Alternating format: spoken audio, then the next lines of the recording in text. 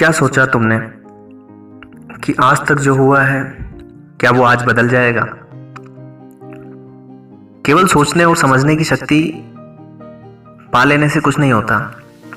जीवन में कुछ बनना है तो करना पड़ता है।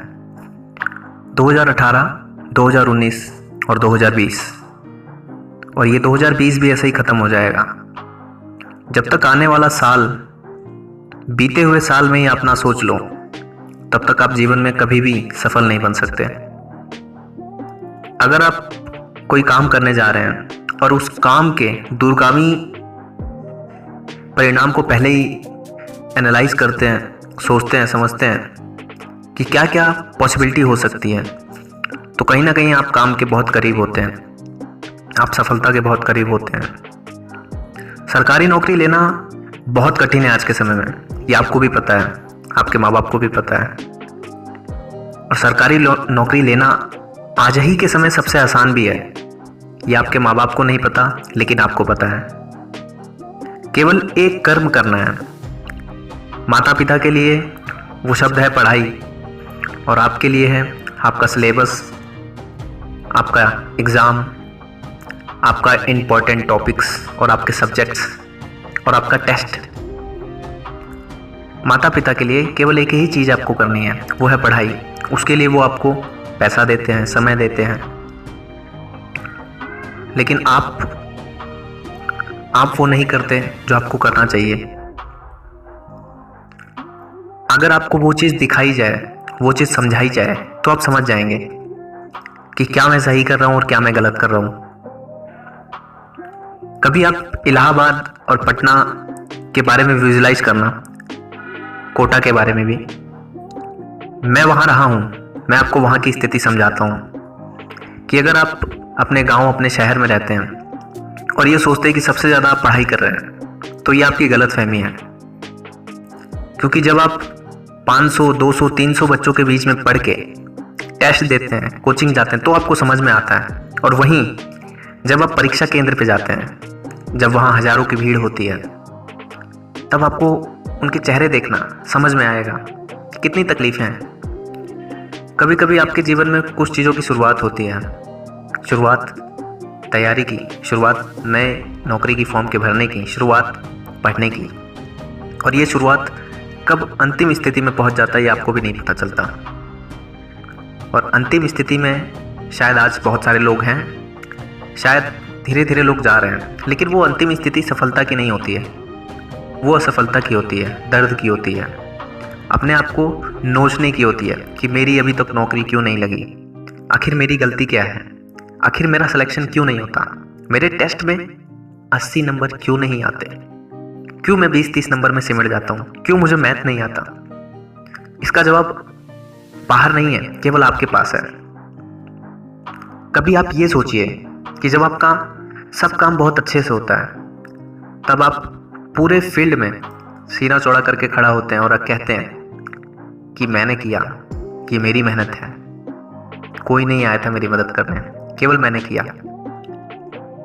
आप कभी नहीं कहते कि किसी और ने मेरी सहायता करी, किसी टीचर ने, किसी नोट्स ने, सब काम आप कहते हैं कि मैंने सिलेक्शन लिया, मैंने।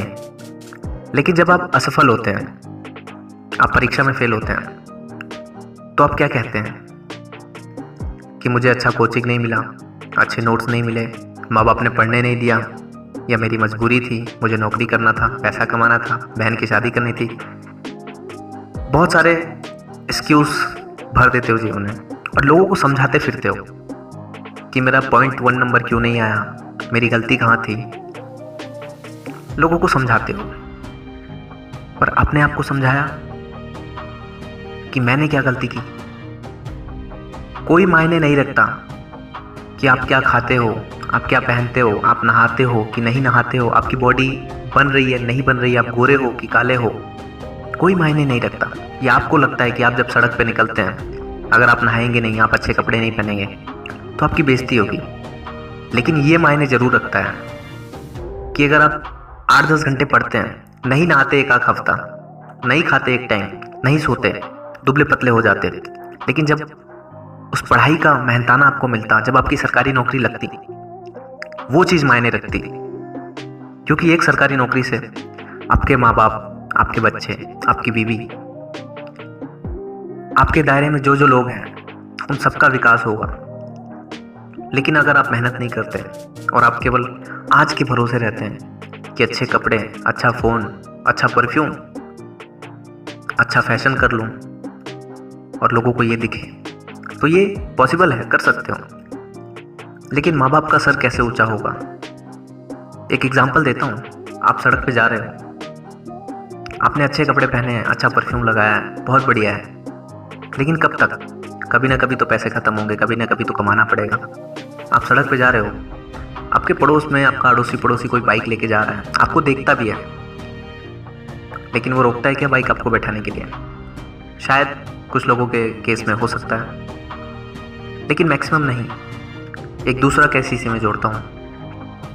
आप एक सरकारी सर्वेंट हैं, आप रेलवे में टीसी हैं, आरपीएफ पुलिस हैं, स्टेट पुलिस हैं, दिल्ली पुलिस हैं, यूपी पुलिस हैं, लेखपाल हैं, कुछ भी हैं, लेकिन है सरकारी नौकरी में। आप फिर से पैदल जा रहे हैं और इस बार आपका अड़ोसी पड़ोसी या आपके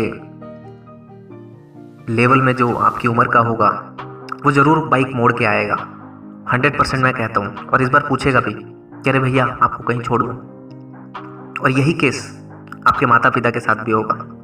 आज आपके माता पिता मार्केट जाएंगे ना तो कोई हाथ जोड़ के नमस्ते नहीं कहता होगा। क्यों? क्योंकि कोई पहचान नहीं है।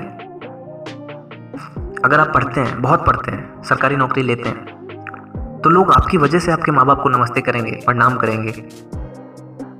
सोचिए उनको कैसा फील होगा, कैसा महसूस करेंगे।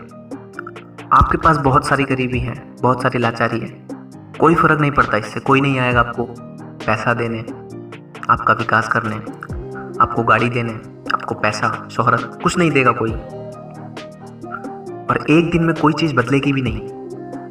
आज अगर सोचोगे ना तो जो सपना आज देखा है उसको पूरा होने में 1 साल, 2 साल, कभी कभी 3 साल भी लग जाता है। तो सोचो, अगर आप रोज़ सपने ही देखोगे तो उनको पूरे कब करोगे? जीवन में जीना कितना है?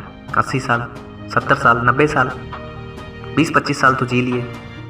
बाकी का समय अपने YouTube, Netflix, web series, PUBG, girlfriend, boyfriend, fashion, गाड़ी, महंगा फ़ोन, महंगे कपड़े, अगर इन सब चीज़ों में बिताओगे तो अपने सपने कब पूरे करोगे?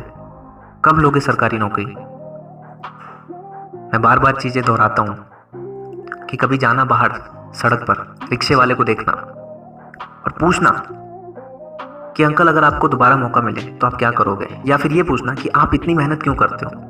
10 में से ज़रूर 4 से 5 लोग ये बोलेंगे कि मैं अपने बच्चों को पढ़ा रहा हूँ ताकि वो ये काम ना करें। कभी जाना जहाँ बिल्डिंगें बनती हैं, जो लोग धूप में ईंट उठाते हैं। तुम सोचना क्या तुम कर पाओगे? वो नहीं कर पाओगे। समय रहते सुधरना पड़ेगा, सोचना पड़ेगा। आज जो सपना देखोगे उसको लगभग 2 से 3 साल लगेगा। तो सोचो, समझो, डायरेक्शन, गोल सेट करो। बिना गोल सेट किए कुछ नहीं होगा। एक सिद्धांत रखो, सिद्धांतवादी बनो। रोज टाइम टेबल मत बनाओ। रोज ये सोचो कि जो करना है डेली करना है, और जो करना है वो मुझे आज ही सोचना है, कल मुझे नहीं बदलना।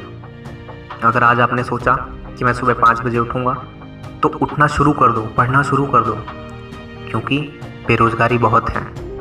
सरकारी नौकरी लेना आसान नहीं, बहुत आसान है। बस कर्मठ बनो, डेली वही काम करो जो आपने पहले दिन सोचा, यानी पढ़ना।